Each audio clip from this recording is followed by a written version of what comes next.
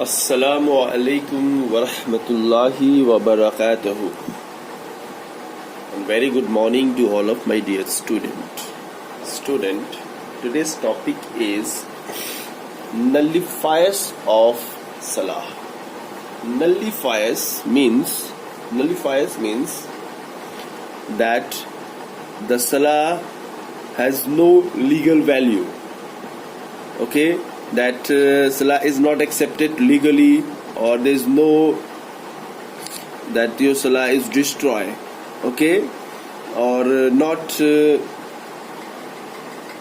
any null and void. Okay, your Salah will become null and void if you are doing these actions. The Arabic meaning of nullify is mubtilat. Okay, mubtilat. Now look at this. There are 8 actions that are nullify, mubtilat or nullifiers of Salah. 8 actions. Number 1, speaking. During the Salah, if you speak, what are the speaking conditions? A person is conscious that he is praying. A person is knowing that he is praying and he started speaking, then their Salah will become nullifiers. Or okay. Now number 2, in speaking, another condition of speaking, a person is speaking when one has a knowledge of what he is doing. If without knowledge, unintentionally, if someone is speaking, that is a different thing. But if he knows that he has a knowledge that he is in Salah and he is speaking, then that will make the Salah nullifier. Okay. Number 2, a person speak on purpose. When one speak due to the forgetfulness or ignorance, then his prayer is not nullified. Okay, if unintentionally or forgetfulness or without any consciousness, if he starts speaking, then their Salah is not nullified. But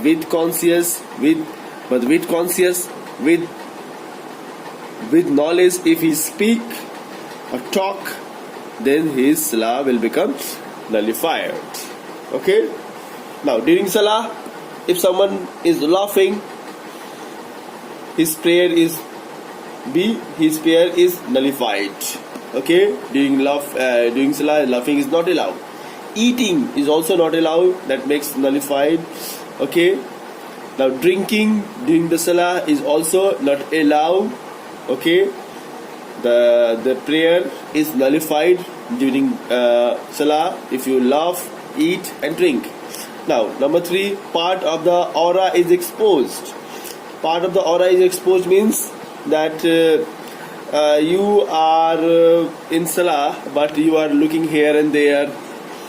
Okay, or you are just arranging your clothes or playing with your clothes. This is the part of the aura is exposed. Number 6, turning away from the direction of the Qibla. Yes, this is the most important. If you are turning away from the direction of the Qibla, your Salah is nullified. Okay, your Salah has no legal value in the eyes of Islam. Okay, your Salah is null and void. You have to do it again, perform again. Now number 7, unnecessary movement and fidgeting during Salah. Unnecessary movement, that you are looking here and there, your hands movement, you are looking here and there. Okay, you are moving your hands movement, you are itching somewhere to the body, or playing with your clothes. All these are in point number 7. So that action during the Salah is your prayer is nullified. Your prayer has no legal value in Islam. Now when a person, number 8 is when a person cease to be state of purity. Number 8 is also if a person ceases to be in a state of purity, their prayer will be nullified. So these are the 8 points that your prayer is once prayer is nullified. Okay, hope you have understood. Now look at the questions. Question number 1, choose the correct option. What is the Arabic term for the nullifiers of a salah? Option number A is Muwabiqat, Muslimat or Muftilat. Please write the answer. Which one is the right answer? Okay. Now, very simple. If you watch the video, you can give the answer. Now, how many nullifiers of salah are there? 8, 6, 14 and 9. Okay, please write the answer. Okay. Okay, I will tell you. So this answer is the Arabic terms for the nullifier is Muftilat, simple. And how many nullifiers of the salah is 8. Okay. Now here, look at this. When does speaking nullify the salah? Just you have to correct this one. When does? When a person is conscious that she is in prayer, yes. If with consciousness, if you are speaking, then your salah is nullified. So this is the answer. Number A is correct.